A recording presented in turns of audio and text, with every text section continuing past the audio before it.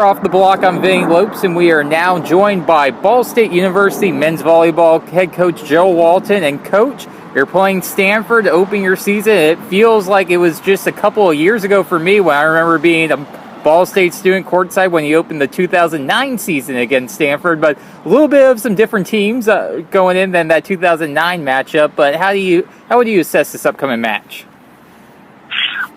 Well, Vinny, we're thrilled to be hosting Stanford, and I really appreciate Coach Koski bringing his team into the Midwest to play us. We love to play West Coast teams in Worthen Arena whenever we have that opportunity. I think that 2009 Stanford team was awfully talented. We had a great crowd here of 3,700 people in Worthen Arena to watch that match, and they were dying for us to be more competitive than we were. Stanford was just awfully good that year and made it difficult for the Ball State Cardinals to work their way into the match. This year, I'm actually spent some time working with Kevin Rakestraw and Kyle D'Agostino. Over the summertime, they played in the World University Games for the United States, and a team that I was helping to coach along with Coach Nissen from UC Irvine. And it was a great experience. We were over in South Korea for about 2 weeks together, and Kevin Rakestraw and Kyle D'Agostino are just super guys, and I'm looking forward to seeing them. It'll be interesting to see them on the other side of the net after having coached them during the summertime. Ball State's team this year, we've got a lot of players back. Matt Walsh and Brendan Terrain, who played as full-time starters for us last year. Yago Garchet, who was our starting center. Marty Nimshevsky, who was our starting right side attacker, and then we're moving some different people into the left side attacking spot. Actually, Brendan Terrain is moving into that spot and creating an opening in the middle for Alex Pia. Joining Terrain on the left are going to be Skip Scannell and Mitch Weiler and Eddie Cartagena. And then we've got a new libero, freshman Adam Wessel, who's stepping into that role as a true freshman. So he's going to step right in and be playing some high-level volleyball just from the go. Yeah, and Coach, you talked about some of the international experience you gained over the summer, but also Matt Walsh had an opportunity to play with the U.S. men's junior national team. Can you just talk a little bit about his offseason and how you feel that he's progressed as a player coming back for his sophomore year? Well, I'm sure that the training opportunity that Matt had, training with the junior national team, and essentially some of the best players at his age level from the United States, not only training with those guys was a big benefit for Walsh, but then also stepping into the tournament up in Canada, where they were playing in an Orsaka event, and having a chance to take it to international level teams and some of the best players from across the world. And then also then going down to the World Championships in Mexico and playing as a part of that group.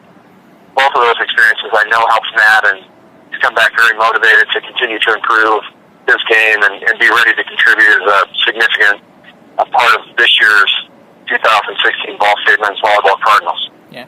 Now, Coach, you had a young team last year. What do you think has been the biggest improvement your team as a whole has made since we last saw them in April?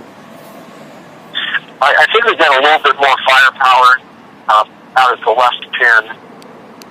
Ball control is going to be a challenge for us. Matt Sutherland and Shane Whitmer had played in our starting left side spots for a number of years, and both of those guys handled serve very well. They also, were just experienced and savvy players. So I think our core group of left sides, and I mentioned 4 guys that could possibly be playing in that position for us this season. There are some guys that are pretty offensively talented. I think our challenge with that group is going to be continuing to have serve at a high enough level so that we can run all of the offensive options that we want to with this year's team. Yeah. And Coach, talk about the offense a little bit, but I do want to ask you about the defense. We talked about starting your freshman libero. I believe I saw somewhere where he was the state player of the year for Wisconsin. Pretty rare that you see a libero get those high of accolades. What are you most excited about him, and what do you think they'll be able to do as a freshman on the court? Well, we know that Adam Wessel is going to be challenged because anytime you put a freshman right into a starting role, it's tough for them to relax and really know the environments that they're going to be walking into in collegiate athletics.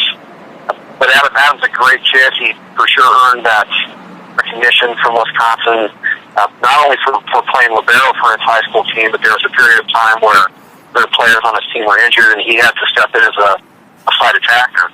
But he's a very skilled volleyball player, a great competitor. He's a super student, and he's just a fantastic addition to this year's team, and we're looking for great things from Wessel in the future.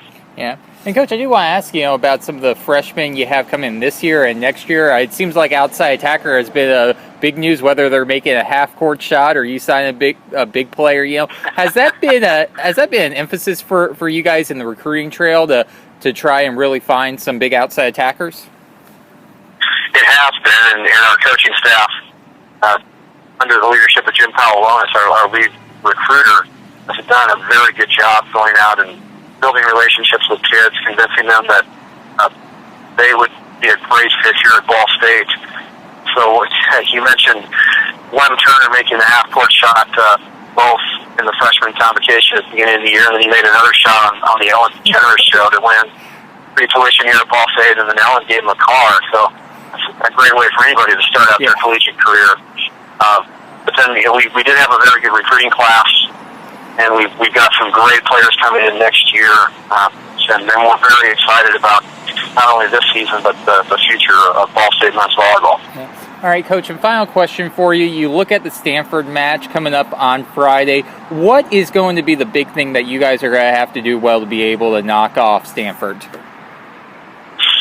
Well, James Shaw, he's a gym rat. He's the coach's son. His dad coached at Stanford for a number of years and had success both with the men's and the women's volleyball teams there. And he's a big kid. He reminds me an awful lot of Graham McElvain in his physical presence at the net. He blocks left side attackers very well. He's a very good right side blocker. So I think Shaw does a nice job for them as a setter. For two middles, Rakestraw, who's 7 feet tall, and then Kaminsky, who's out of Wisconsin, and another kid is like 6'9", 6'10". Their middles produce a lot of offense, and they're big physical kids. So those are really the things that we see as the strength of their team. And we know that Ewart is a freshman, but Jordan Ewart is somebody that has a lot of playing experience both at the club level, and he's played for a number of the USA youth and junior national teams. So even though he's a freshman at Stanford, he is going to come in with very good experience. We know this is going to be a team that serves well, plays good volleyball, and we're going to have to compete on our side of the net to come out of the weekend successful.